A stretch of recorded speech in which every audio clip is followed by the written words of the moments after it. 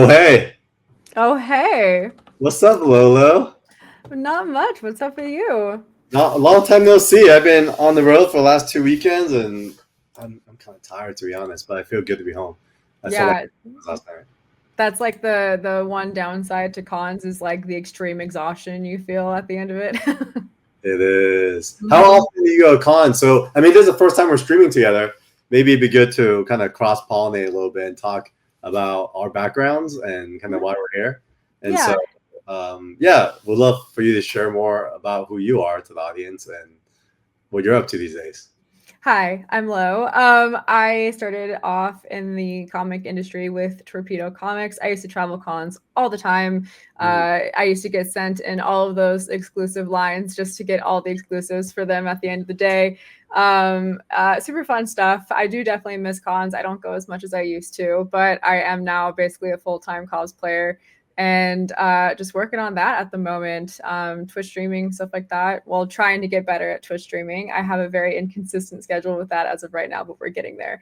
But that's basically all that I do as of right now. But yeah, I used to go to cons all the time. I miss it so much. Even working with Torpedo, we would still be able to cosplay here and there. So kind of got the best of both worlds, and that's how I really dived into the community. Yeah, good stuff. Torpedo does it up, man. They are like the Las Vegas go-to. Yeah. Everyone knows Torpedo if you're in Vegas for sure. Yeah, and I know Torpedo because also they had done these like Los Angeles Comic Cons right before San Diego, like post. Yes, Torpedo Con. Yes, Torpedo Cons. Yeah, those are wild. The last one I went to was insane. We had Donnie Cates, Mark Brooks. We even had people like Tim Vigil and stuff like that. Just just a huge variety of artists and writers. And the crowd was amazing. Everyone loved it. We worked our asses off that con, though. I remember. I mean, some of us were doing 24-hour live streams and stuff like that. I mean, they went above and beyond for that year. It was really cool, though. Was this the one at the Palladium? Yes, that was the last one they had at the Palladium. Yeah. What a small world. I was there as well. I actually Yeah. really liked those Torpedo Cons. I thought they Yeah. were. No, they're super cool. A lot of thought was put behind them too. So it was really cool to work that hard at an event and hear everybody say that basically it all paid off because obviously you don't want to work your ass off and then hear that everyone hated it. So yeah. That con was awesome. And just to describe to viewers, it's a concert venue that's kind of a legendary space in Hollywood, and you guys transformed this into kind of like a circular type, like basically I've never seen it used that way before because I was in the music industry for like 15 years and did shows there both behind and in front, and I've just never seen it produced that way. And I thought it was super cool how you guys have the streams up top and running up and down selling comics, so I thought that was super cool as well. Yeah, no, that was really cool. Yeah, super cool production. Obviously Jim Lee being there too was, just a bonus. But yeah, definitely one of the most fun cons I ever went to. But oh my God, yeah, was it exhausting? But maybe one day they'll bring it back. I hope so, because I thought that was what I prefer. I like more intimate cons. I think San Diego and New York is super fun, but you have to just stay very focused or else you're just everywhere. And yeah. It's crazy. Yeah, that's why I like Shortboxed. They even have some really cool like independent cons where it's just, a bunch of vendors and stuff that are strictly comics. And I'm not, against all of the media in the bigger comic cons nowadays, like New York and, San Diego and all that. But it definitely does feel a lot different than how cons used to be when it was literally just Artist Alley and then like comic stands. Yeah, dude, I was telling because Mickey has been telling me about Shortbox Con for like the last few years, and then talking to Gene, and I was like, "Hey, man, I want to come do something this year," but then this year was the year they decided to skip. So I was like, "Damn!" So we ended up pushing the whole idea of like Daniel Wu and Sean Chen to New York Comic Con. That's why we kind of postponed that, but hopefully that comes back as well. Yeah, no, that was a good pick though. New York Comic Con, that's one of the bigger ones. So, how did that go for you guys? By the way, really good. In fact, Stan asked about 24/7, so I should do a quick intro as well. Guys, welcome. Collectors Christmas. Carl Choi. I'm the publisher of 24/7 Comics.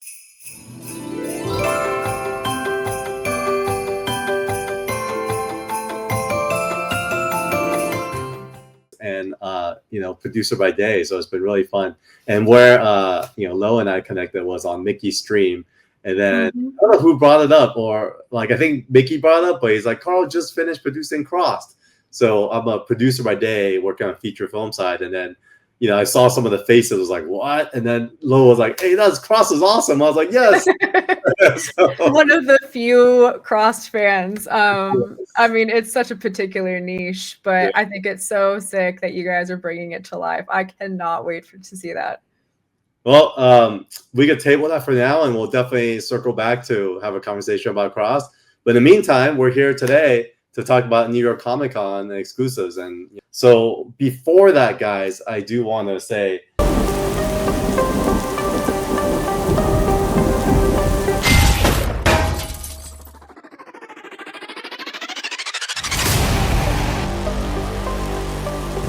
every invention begins with hope. It's a promise of a better future. I once held that future in my hands, but it was taken from me. The line between man and machine has faded.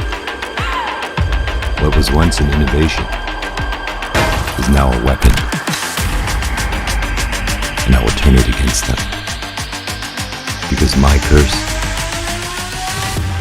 is theirs too.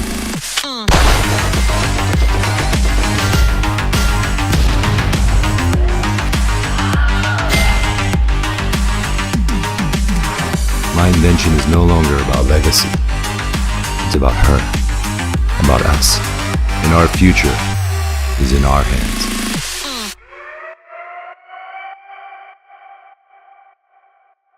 Hey everyone, Daniel Wu here. When Sean Chen and I first started Evermind, it was more than just a story about science and machines. It was about family, legacy, and what it means to stay human in a world that's changing faster than ever. Making this comic has reminded me why I fell in love with storytelling in the first place, and now we're finishing that journey, but we can't do it without you.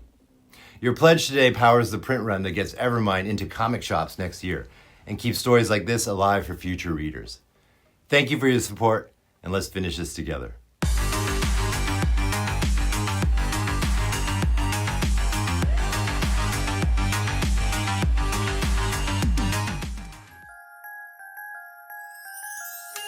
You've been in New York Comic Con before, right?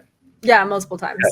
Yeah. So what do you remember about it, and what have you heard about this year's con? I guess we could kind of dive to the. So what's crazy is this year I actually know nothing about it. I am going in blind with your experience, so I get to live more vicariously through you. But yeah, New York Comic Con was actually, ironically, one of my favorite cons for being someone who is not a fan of New York. I'm so sorry if you're from New York. Oh,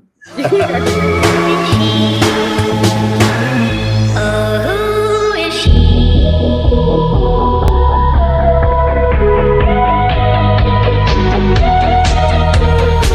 You guys are great, but you're not a fan of New York? What?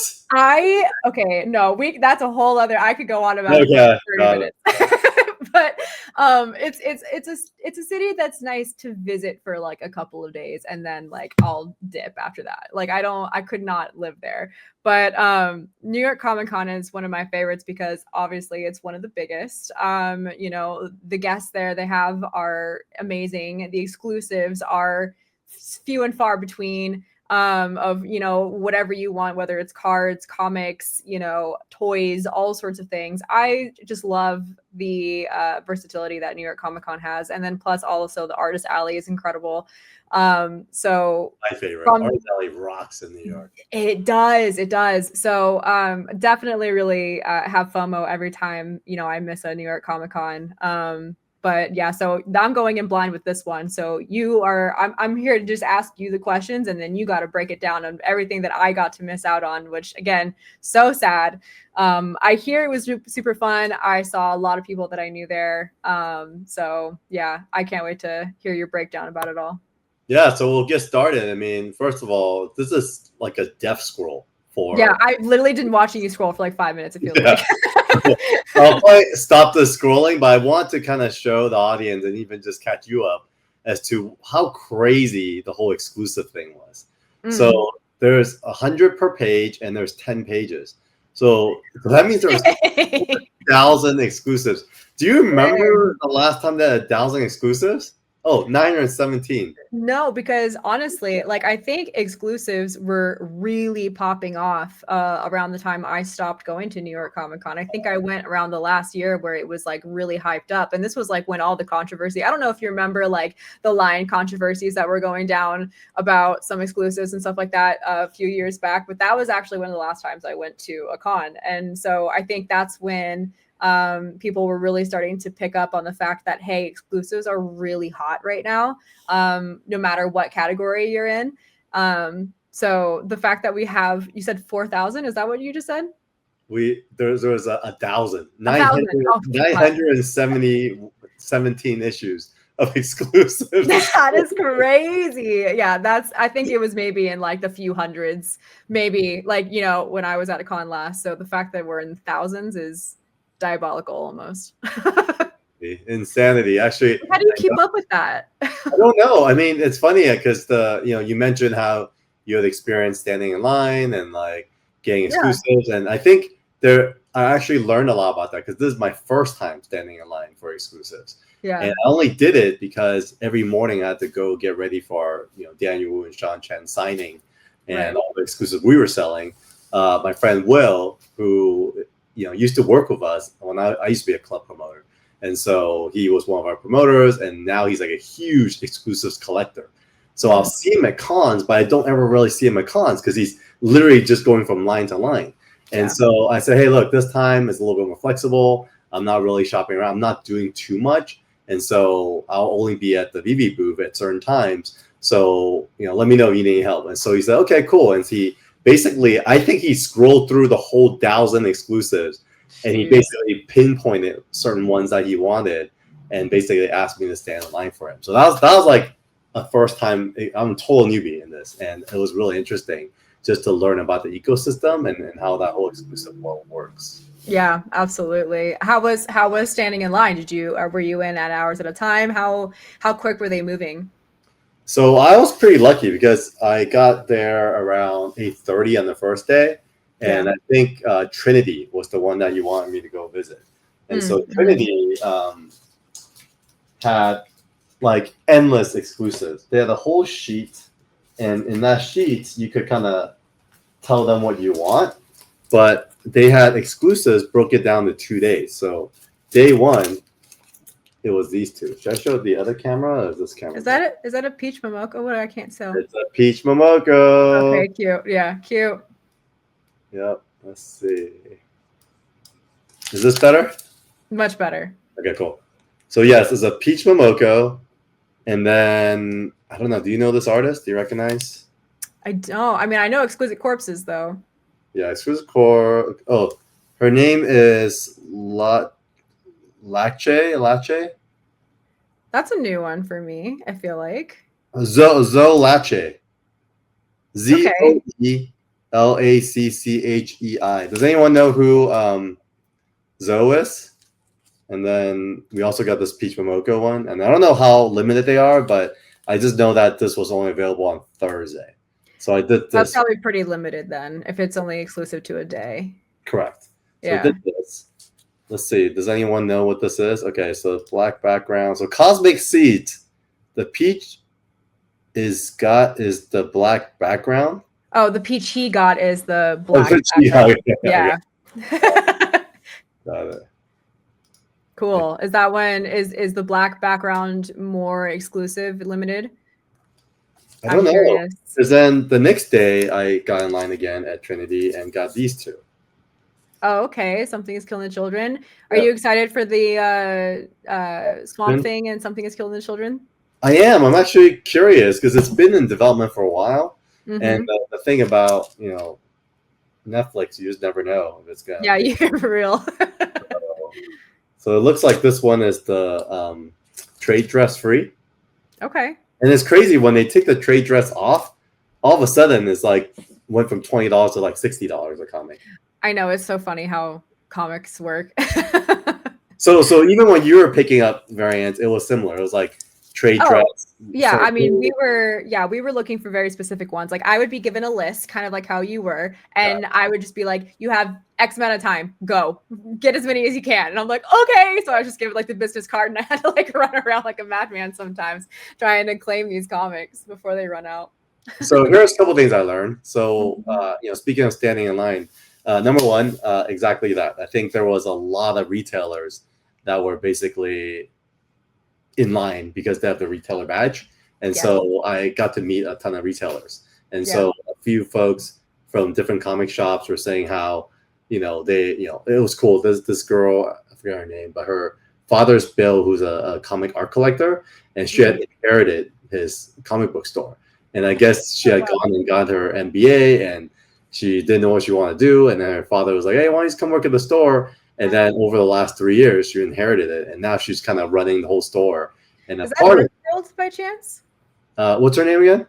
I can't remember her name, but I do know somebody from Earthworld, which is in New York. It's I think it's based in Albany. I can't remember, but she's also running at the store from her father. I think he's the one who passed away.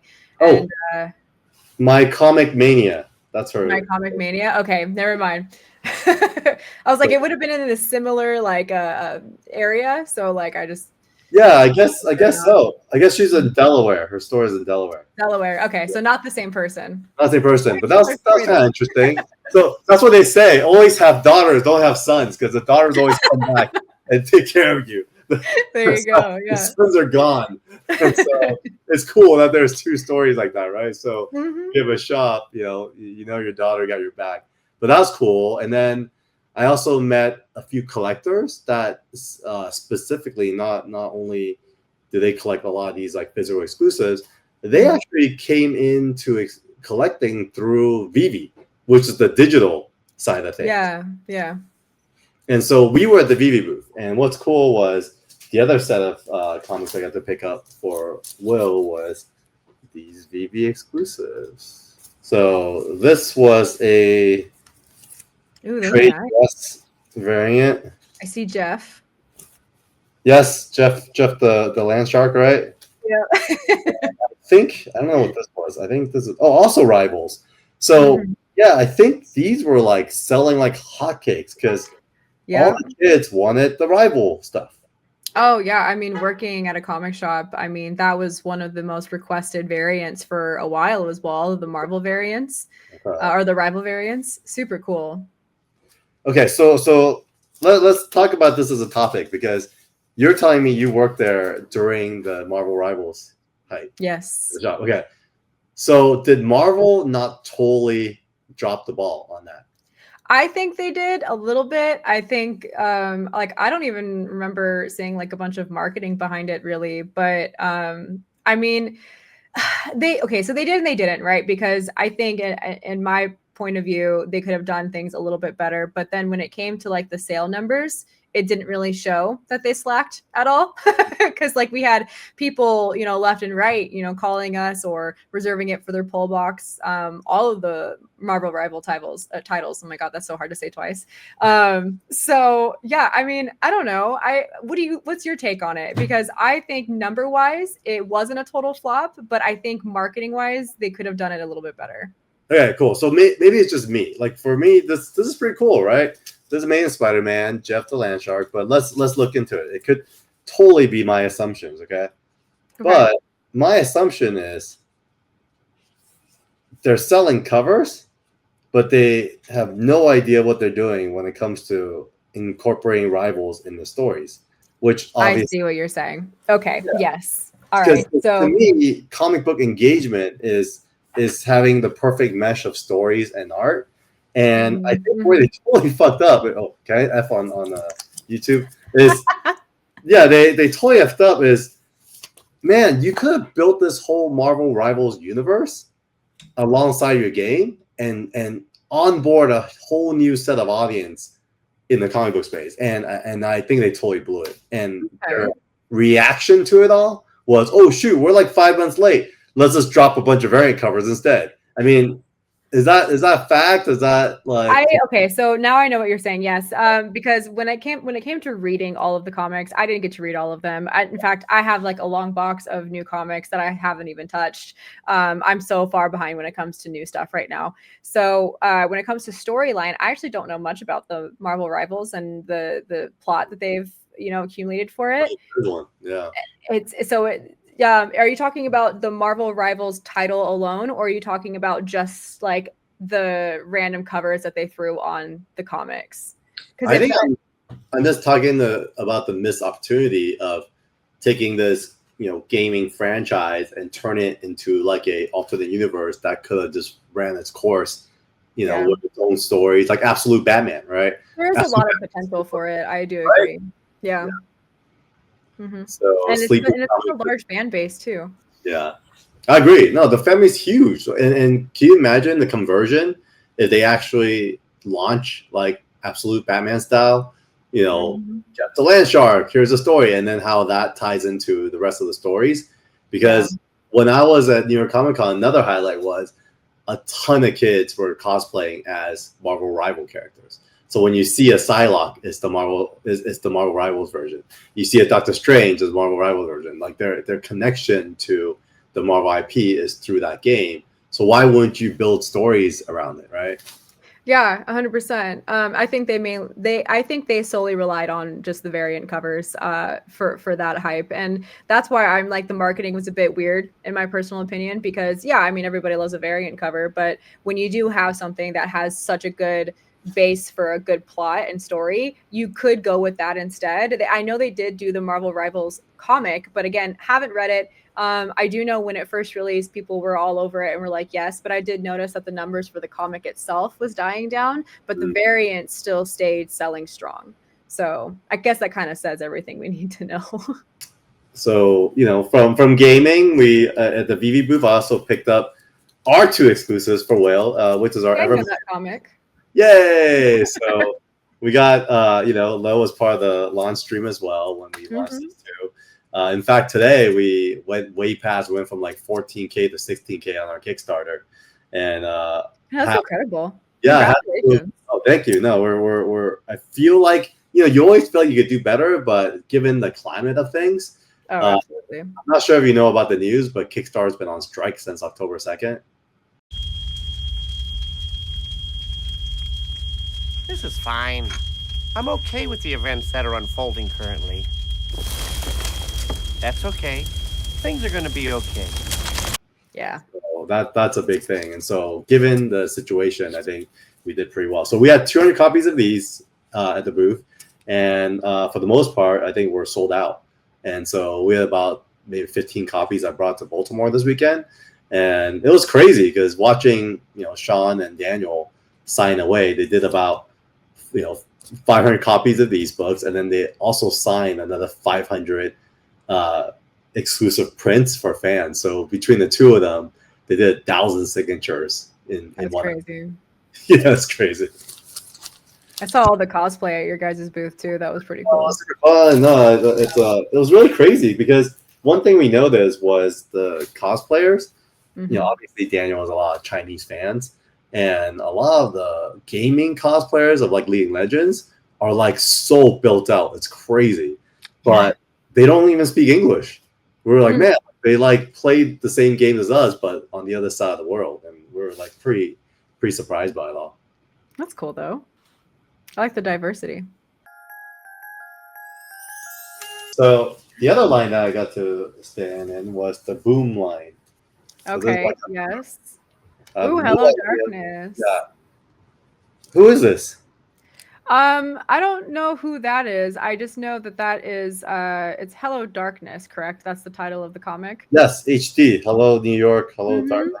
Yeah, it's an anthology series, from my understanding. I do know that the only issue that I have was with Luana Vecchio. She did the cover, and then she also had a story in it that was pretty sick. But I think anthology series are pretty fun. I've always liked stuff like the old school horror anthology comics and whatnot. So you say there's like multiple stories in this? Yes. So multiple stories, multiple artists. Each story is a different artist. It's cool. I like that. You know, little short stories. Looks dark. They're all based off of horror. Oh, So, which is definitely something that seems up your alley since you like Crossed and I stuff. love this stuff. Yeah. So you would probably really like Hello Darkness. Oh, interesting. I'll check it out. And it's Boom, right? So Yes, Boom Studios. Boom Studios. There we go. Oh, something's killing children. More Peach Momoko, I Peach see. again? Oh yeah. You know, is it just me? But I really love Peach's old style. She was so dark. I liked her old style better. Not that her new stuff isn't bad, but anything with like a more darker twist to it. She's definitely more leaning more towards, I think once she started doing stuff for Marvel, I've noticed that her stuff became a little bit more safe. Yeah. But still pretty good. Is that Jenny Frizen? I don't know. Is it? I don't know. It looks like her. Jenny Frizen. Sorry, Will. I'm opening all your books.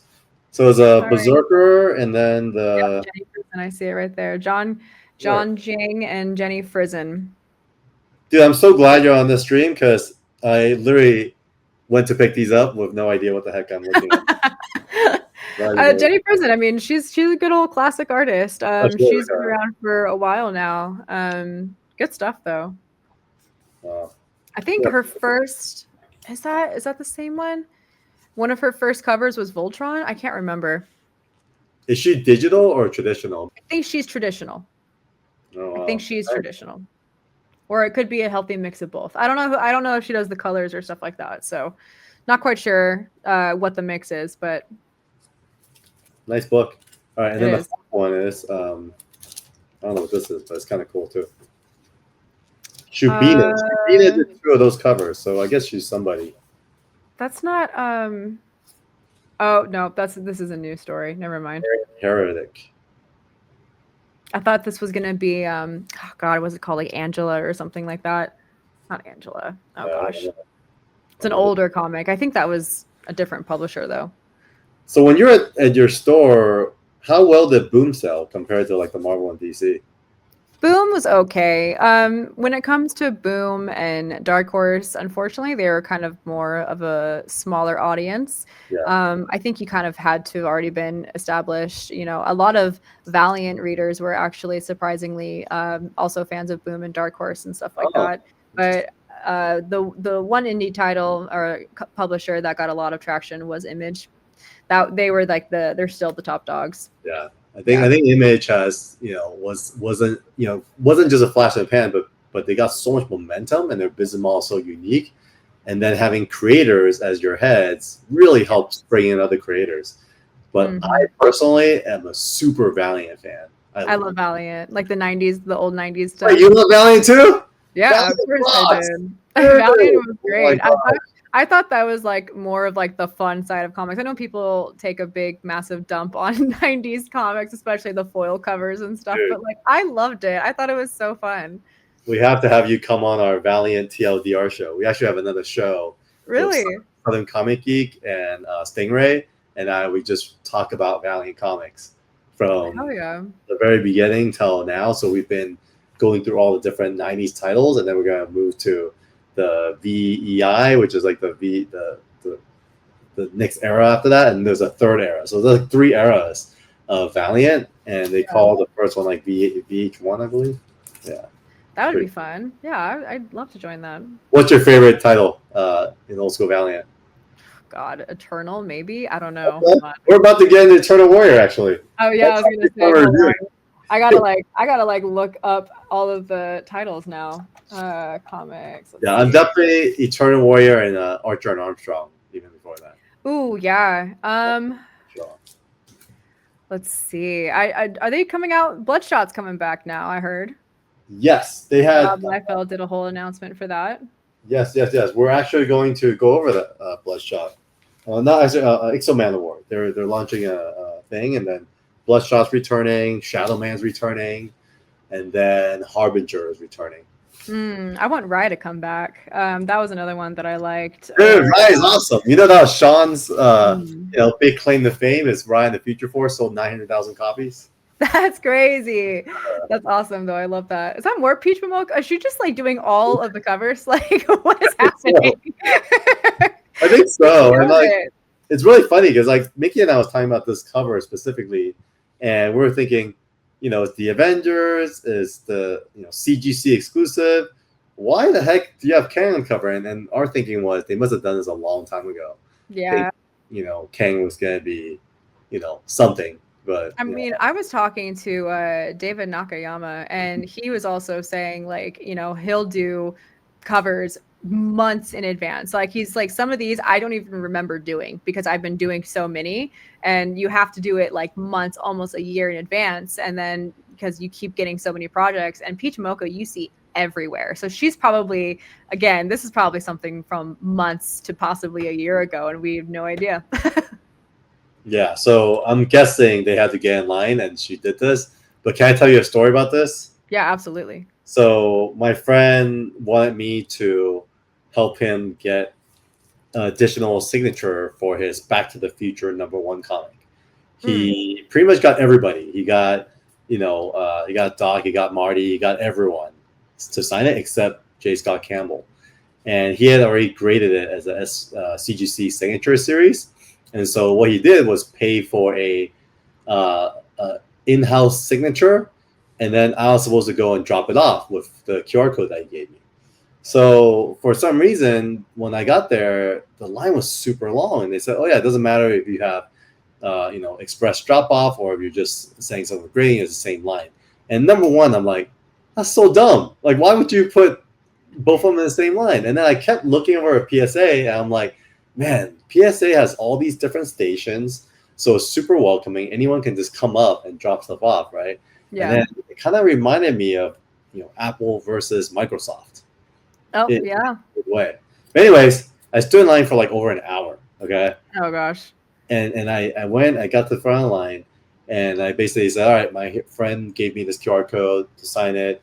He just wants J. Scott Campbell. And so they said, okay, cool. If you want J. Scott Campbell, you have to sign this waiver so you could, we could crack it for you, and then you'll get the signature and come back. I was like, what are you talking about coming back? And so, oh yeah, he's signing over there. You have to go wait in line over there. I was like, no. Signature. I shouldn't need to do that. He's like, oh, don't worry about it. I'll be back. And he basically gave me a form. I signed it. And I had no idea what the hell I'm doing, right? And then he just disappears. And so I just start walking away. And I text my friend, like, oh yeah, so I got this little sheet. And it's literally just like some Chinese takeout receipt with like his name on it, and a number. And then my friend was like, he calls me right away. He's like, Carl, he's like, did you get the Peach Logo exclusive? I was like, no, was I supposed to? He's like, yeah, like I'm doing this grading because they're giving out this exclusive. And then number two is like, did they give you anything else for a receipt? I was like, no. I was like, they just gave me this little receipt thing. And he's like, dude, they're supposed to give me like a whole like receipt for shipping and everything. I thought I had no idea. And so I had already left. So I was like 5 minutes away from the booth. I ran errands and whatever. I came back an hour later, and I went back to the booth and I said, hey guys, like I think there's something wrong here because my friend dropped this off, and this guy, Mike, whatever his name was, took the book, and I assumed that he took it for cracking. And then so the guy comes out and he's like, oh yeah, I cracked the book and I came back out and you were gone. And I was gonna give it back to you to go stay in line. I was like, guys, check this again. It's in-house signing. And then finally some lady heard from the side and came over. I was like, hey, it's in-house signing. He shouldn't have to do all that. And then they basically gave me the proper form. And she said, oh, sorry for your troubles. And she basically gave me this book. And so that was the whole experience of CGC. And I just felt like, man, like, is that what happens when you have a monopoly on industry?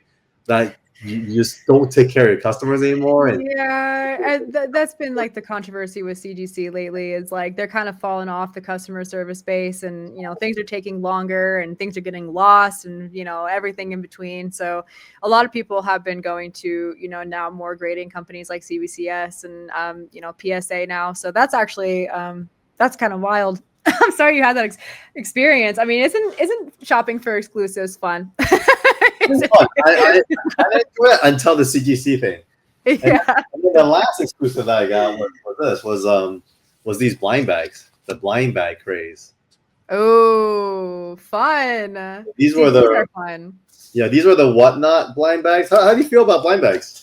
So love and hate them. So when it's all somebody collects and it's all the money that they're putting in, just to and honestly, it just depends, because I don't know what the price point was on these, but like for the Invincible Battle Beast, that was a great blind bag because it was cover price no matter what. So you paid like what, $3.99, $2.99 or whatever, and you had the chance to win like an $1,000 variant, which I think is the best way to go. But if you are spending like $100 on a blind bag and you have the possibility of getting a cover A, and like you just, keep shit in the bed on your selections, then I don't think blind bags are the best way to go in that sense. But I think that they're fun, and I think it's cool to dive into it just a little bit, get a few, and kind of just test the waters a little bit. But if it's cover price, then yeah, bottle out, get as many as you want. I think Invincible did that the best. I don't know what the price point is on these ones though. I don't remember what I paid for these. So it looks like one of these are worth $7,500 already, which is crazy. So the cheapest one that you can get is worth $124.25 per cover. Is that what it is? 25. Is that what it's total? Huh? Variance and quantities. Interesting. You know Okay, how so I was gonna say I don't quite understand what they're saying about the variance and quantities. I mean, I guess it's $7,500 total if you get the flood foil. Is it by pack? Oh, there's 5 comics. Packs are called? So there's 5 comics, and then there's different treatments based on the cover. So if there's 5 comics, there's 1,500 of each of the flood foils, 1,000 of each of the silver foils, and then etc. I will say though, the artist behind this, I mean, Tyler Kirkham being like the king of monsters and beasts and stuff like that. And those blood spattered covers. John Boy Myers, also incredible. Rose Besh kills it every time. Dan Panosian. I mean, I have yet to see a Dan Panosian cover that I'm like, ew. And then Kevin Eastman being a legend in legend, dude. Totally. Yeah. So, TMNT, let's go. But yeah, I'd be happy with any of this stuff, honestly. Yeah, I think so too. Yeah. So blind bags is making me glad I jumped off collecting weekly comics. I think honestly, we talked about this earlier. Lo doesn't really read her floppies and waits for the collection, and I think I'm starting to be that way now. I have like my a few of the books out right now, and I just don't even remember what I'm reading because I'm losing track of my floppy. But I think the market is changing for sure. 100%. Okay, what else? So there was Marvel Whatnot blind packs. All right, Will, these are $134 now. Wait, $240 now. See, but that's the thing. See, this is when it starts to lose me, because you have comics in there that won't even be near that value. So like what you pay the $250, $120, and you might possibly get the chance of pocketing, if you're a reseller, $25, $50 tops. So like you're already losing money. So Lo, how does it work? Do I charge my friend what I paid, or do I charge him what it's worth? Oh, you charge him what it's worth now. that's on him. All right, well, you owe me $750. This is the labor fee that you're now charging him. And they're very heavy. I think all the foil stuff is kind of nice. I like how they made it premium. Okay. If I were them though, I would put some boards on front and back, because I literally could feel the comic. Yeah. And at whatever, I think this is like maybe $40, $50 each. I feel like at that price, I think they could afford it. Because one guy in front of me opened one of these packs, and it was like jacked. Like the whole cover was like, bent. And I feel like at this premium level, you shouldn't have to, Yeah, if something in there is worth $7,500, put a back and board in there. Like it's not that hard. Or just like, a board in the front, board in the back, and like that's it. I loved that. Something at Torpedo they did for new comics is, I know a lot of other places they'll just put the raw comic on the shelf and be like, okay, there you go, there's your new comic. But Torpedo would put it actually like in a bag and board, and it just kind of gave it that sense of security, especially for like the exclusive variants and stuff and the limited copies. It just looks nicer. It feels nicer. Obviously for shipping purposes, it would ship better. For cons, it should definitely be like that. If you don't have one of those fancy comic backpacks that can, have all that, what's the word I'm looking for? Like just the safety of it all, then you should probably consider putting some boards and some con exclusives. It's not that hard. What else? What else are we covering? So, can I share a few other things that I picked up? Yeah, of course. Keep showing off, please. I'm living vicariously through you of what was going on. Yeah. Since you like Valiant, this was so they're doing a relaunch called Valiant Beyond, and so like I mentioned earlier, they have Bloodshot, Cool. and then there's a lot. Are they doing their own previews thing now? Because I know that Diamond's no longer doing their stuff. So is this like, I know each individual publisher is doing their own thing. Is this theirs? This is their version of an ash can, and it's like a little preview. Oh, ash cans. Okay, cool. Yeah, and then they are, it's kind of cool. I mean, they're making it a lot more violent, and they're making Bloodshot kind of like a manga in the way they're telling a story. It takes place in Japan. I love that. Bloodshot was such a good story. I feel like they demolished the movie a bit with Vin Diesel, but we don't talk about that. I feel like that character in itself didn't really need a star. I felt like Vin Diesel kind of, distracted away from it all. So I don't know. Yeah, I agree. So Shadow Man is kind of like a horror story. I think the 4, I like Shadow Man the best. Okay. At least in this rendition, because they kind of kept some of the old school stuff. Exo Man of War is not bad. I think the armor design has totally changed. So that kind of threw us off. Let's see. So this is Exo now.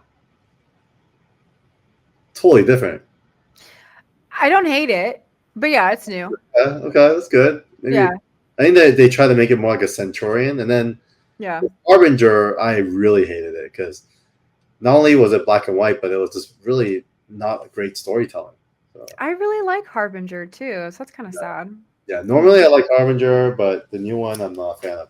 So what I did pick up was this one. I got one for Jason Southern Comic Geek as well as for Stingray on the show, and then it's this. There he is, Exo Man of War. Pretty sexy, right? I agree. Yeah. But it's weird. Like maybe I'm getting used to the armor because I don't know. It's not bad. It's not a bad design. I think it's just different, and it's gonna take me a second to get used to because it's definitely not the original at all. It feels like sci-fi, right? It does feel more sci-fi, yeah. Yeah, very sci-fi. And they have a Kickstarter going on called Exo Black, White, and Gold. So I'm guessing make everything gold shine. So it's kind of like the Black, White, and Red series. Right, for the Marvel stuff. Yeah. Yeah. Okay. Yeah. That's the Exo exclusive. Interesting. Okay, so maybe I'll have to get back into all the Valiant stuff because I haven't touched Valiant in a hot minute. Like since the 90s stuff, I haven't really touched them. Me either. There's a whole new phase that we're getting into, which is like the phase 2 of Valiant. Yeah. Because they took a long hiatus, did they not? They did. Yeah. And then I got this from my friend Dominic Glover, who I met on Clubhouse during the pandemic, during one of the random panels, and then he was mostly doing convention boothing with print and whatnot, like doing anime stuff, and then he launched his own comic. So I'm pretty proud of him to kind of do his own thing. And I love it. Yeah, he did pretty well too. I think he did 50,000. The character design is very Mortal Kombat, which I'm a big Mortal Kombat fan, or was. So that's pretty cool. Yeah. I'll read that. Yeah, I haven't read it yet, but I will. And then there's a Supergirl. I have no idea who this belongs to. I don't think I got it for Will, but I was looking at my stack of stuff. And then this one I got from PSA. So we did a signing submission for PSA, and they gave me this at the end of it all. That Supergirl, is that Lennox? Who does that? No idea. God, whose is this? Did I pick this up for someone? Does anyone know? What's the signature on the bottom? I can kind of see it. Okay. Can you tell? Oh no, I can't. I can't tell who that is at all. Let's see. Oh, interior's not bad. Is it like Dan Morrow interiors? Written by Dan Slott. Dan Slott. Yeah. I like Dan Slott. Yeah. Art and cover by Raphael Albuquerque. Well, that's a Superman Unlimited, though. Okay. see. This is Smallville. Oh, that's pretty good. This art is pretty nice. Usually I don't like the art interior wise. No, this is very nice. It's kind of I realize a lot of art is now leaning towards like a manga style. Yeah, this is nice. Like So the Adventures of Superman, that new animated series that came out, that was all manga related, and I haven't liked a Superman thing in quite some time, and that brought me back into it. I should check it out. I haven't seen it yet. I heard about it. It's really good. I think you'd like it. Dude, have you seen Creature Commando? No, I actually haven't. I saw the first Oh, God. episode, and then that was it. So that's another thing I have to dive into. How about Peacemaker? That was what I was. So I've been saving my TV time for Peacemaker. We've got Gen B. We did the Aliens Earth, which I think we kind of talked about a little bit last time. Yeah, so I've been keeping on top of all of that. So once that's all over, Creature Commando should probably be next. Yeah, watch Creature Commando and then watch Peacemaker. I think it's a better order. Okay. Yeah. I really like what Jay Lee's been doing. Look at his cover. Jay Lee is incredible. I love Jay Lee's art. God, I love this cover. I was so sad that he sold it. Because to me, like this Jay Lee is like his prime, because he did this kind of like retro style that he's doing right now. He's killing it. Yeah. Oh, I agree. And he's such a sweetheart. Yeah, he's a great guy. Oh, he's Vegas based too. He is Vegas based. That's right. Yeah, I've met him a few times. All right. He would just come into Torpedo and just draw. Like we had like a little mini signing, and he was also just working on commissions as he was just sitting there. Oh, that's fun. Yeah. That guy's a machine. I always feel like at every convention, he takes on all this commission and he's just endless drawing like a machine. I don't know how the guys do. Oh, yeah, it's called snacks. Just give him some snacks and he's happy and he'll just get to it. I remember I brought him like a handful of chips because he's like, "Do you have any snacks?" And I was like, "Yeah." So I'm in the background with like a handful of chips and he was like, "Perfect." Yeah, boy. Hilarious. He's great. Okay. Someone said that exclusive is on fire right now, so I'm gonna look it up. The Supergirl? Yeah, I guess so. I want to know who that artist is, because the artist, well, you said the artist's name, but I want to know what else they do because the art looks really familiar. So I did see a Pop Kill on the top though. Those are pretty cool. J. Scott Campbell did some covers for them. dude, that guy is a great artist. Even just as a businessman, he's killing it. He's one of the best modern day women drawers, in my opinion. Women artists, women drawers. No, he's not a women artist. So women drawer makes sense because like the way he draws women is gorgeous. His classic women stuff like Gen 13. That's so good. You know what really got me this weekend was I was at Baltimore Comic Con and there was a comic art fans meetup. And a guy had like, and it's weird, I've never paid attention to his art before. I know what he's known for. But I saw a really cool, I think it was like pencils by Frank Cho. And Frank Cho? Yeah, I know Frank Cho. Dude, he's a badass. And I was like, damn, dude, this guy's awesome. And it makes me, for once, I was like, all right, I need to get some of his art because it was so good. I kept flipping back to it. I was like, this is dope. And yeah, he's the master. Cool. Yeah. Have you tried talking to him at all?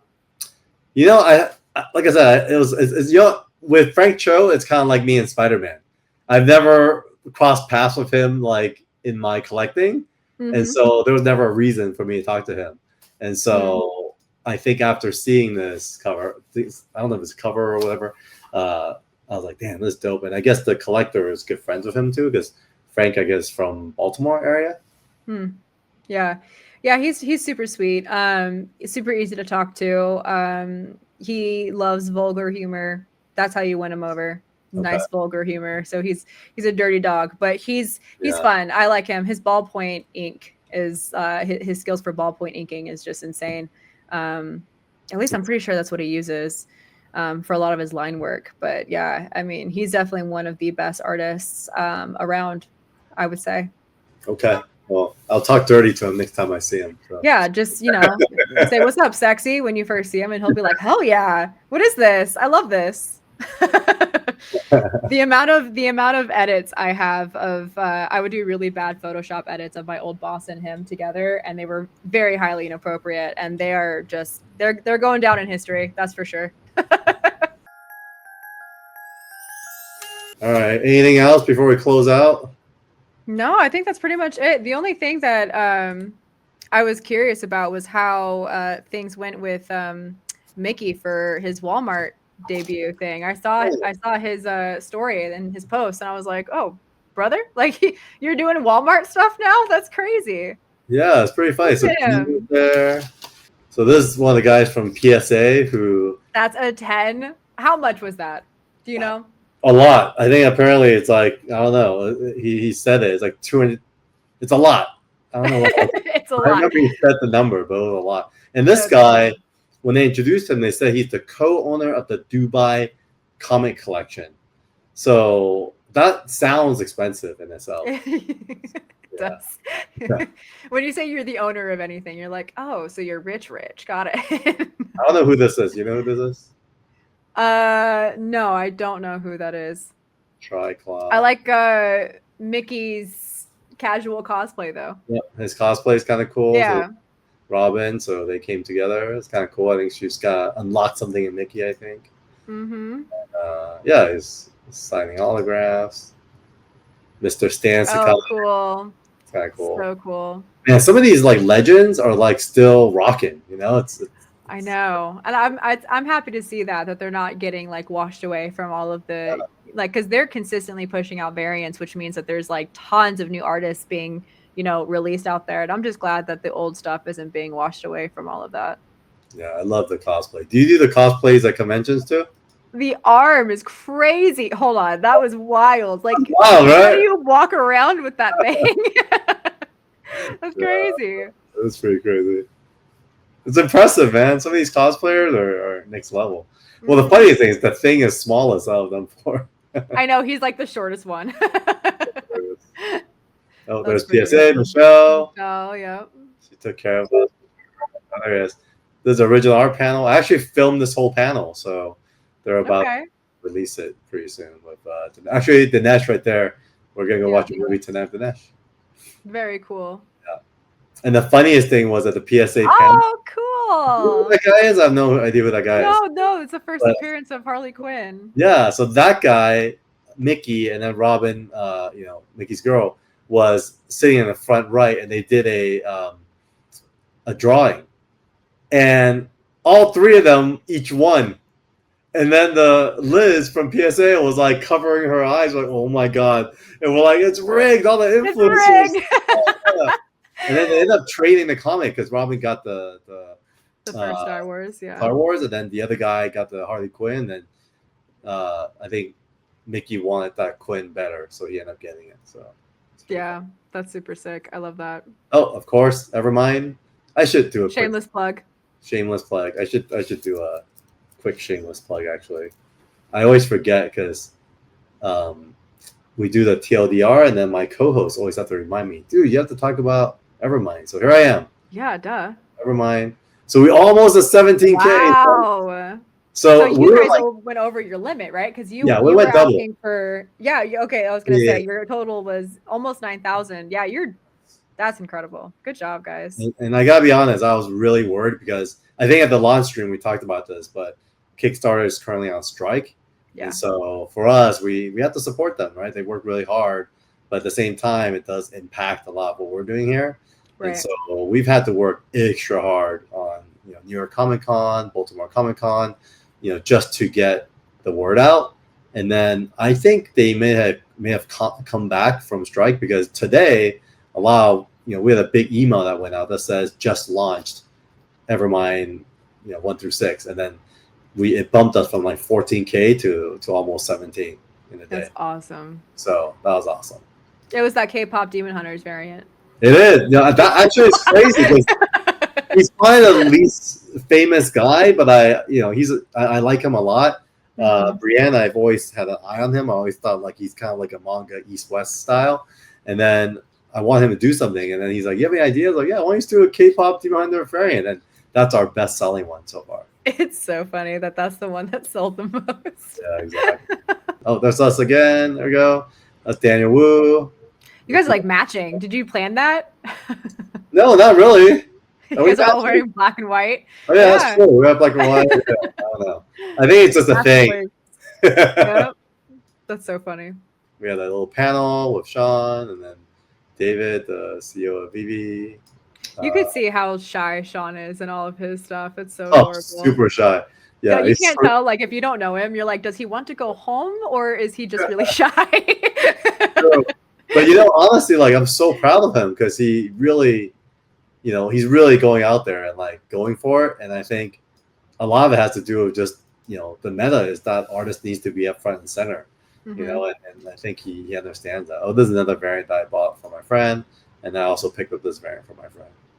Oh, Philip Tan, nice. Yes, yeah, this is cool. My friend actually owns the original art for this, so he asked someone to pick this up for him. So I stood in line at Comic Mint and got it for him. There you go. And Yeah, I gotta say, always a good win. they were the most organized because they're the only ones that passed out these like little flyers in line, and then you mark off what you want, you put your name on it, and then when you get there, you give it to the guy, and the guy will go pick it, and they'll be like, Carl, and then they'll double check that it got what I wanted, and then I'll pay for it. So I thought it was really, really organized. That's nice. Yeah. In the midst of the chaos, it's good to have some organization.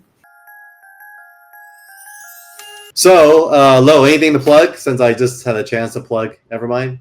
Your shameless plug. No, actually, I guess have to say I have more cosplays coming up just whenever I get the motivation to shoot them. Because speaking of Marvel Rivals, I've just been sitting on that Sue Storm Malice cosplay for like ever. It's just sitting. Why is it sitting? I know. Oh, trust me, I have no idea. I've been looking at my cosplays being like, one day I'll get to you. One day. I don't know. Like I've been so busy being a mom. So I just had her for the last 5 days while her dad traveled for some cons and stuff like that. So it's just finding the time. And then I have what was the other one? I have a Fallout event coming up in November that we're going to in Vegas. Nice. And we'll be cosplaying for that one as well. So have to get that done. Yeah, just a lot of projects that I've just have like half finished set aside. Wow. Do you make this cosplay yourself? Some of them I do, and some of them I don't. Like I haven't had a sewing machine in like a hot second. So I haven't been able to. I mean, I should have just replaced the sewing machine at this point because with the amount of money I put into cosplays, I should have been able to get one by now. But yeah, it's been kind of I've been cheating a little bit. So like I'll get some things that are like half made, and then I'll kind of reassemble it, or I'll like add some things to it. Like I did something similar with this Black Cat cosplay that I have coming up. Basically I just bought the bodysuit. You just got to add the fur. And I mean, hers is pretty simple. But yeah, I've been kind of cheating a little bit. I won't lie, but yeah, I'll get back to creating cosplays handmade soon. I just got to get that sewing machine. I got to stop being lazy. Nice. I'm inspired. I want to start like dressing up again. Cause when I used to throw parties, I used to dress up like crazy, like during Halloween. And then I don't know what happened. Like after I stopped doing the party promotion stuff, I just stopped just because I didn't have a reason to. But after seeing Mickey and then talking to you, I'm just like, oh, because I always do weird cosplay stuff. Like I always do weird costumes. Like I'll ask a friend to go to Starbucks and convince someone to give her a uniform. So I'll be wearing Starbucks, but then a full uniform. But I got like Spock ears. I got Spock eyebrows because I'm a Starbucks. You know, so we got a Hooters cosplay in the future.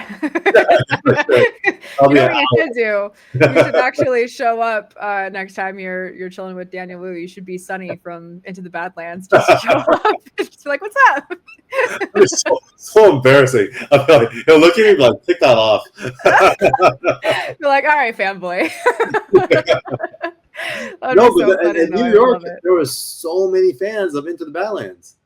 Yeah, well, it's a great show. That show had some crazy good ratings, and it was very entertaining. And of course, the amount of action and blood that was put into it was just captivating. It was such a heavy hitter for a TV show. I really liked it. I was really sad that they stopped filming it, and plus, you had Nick Frost in it too. So like, you can't. Oh, I know. That.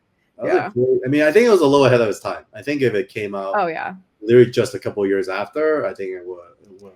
It would have popped off 100%, but it still got really good ratings for the time it did come out. So I think it's definitely a win. But yeah, I definitely was wanting more for sure.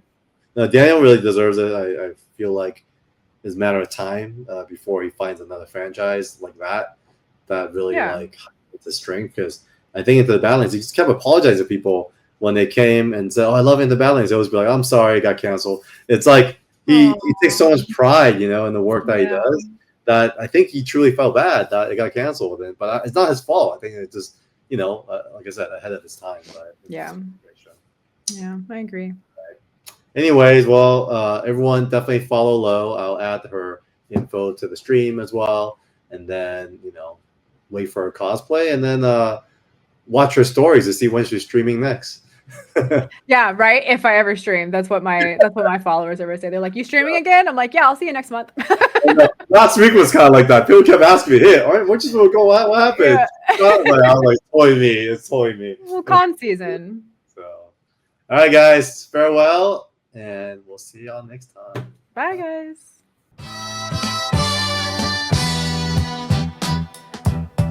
Yo, 24/7 ink on the page. Heroes and villains in an endless rage. Panels like bars, every frame a stage. Comics, the gospel, we break the cage.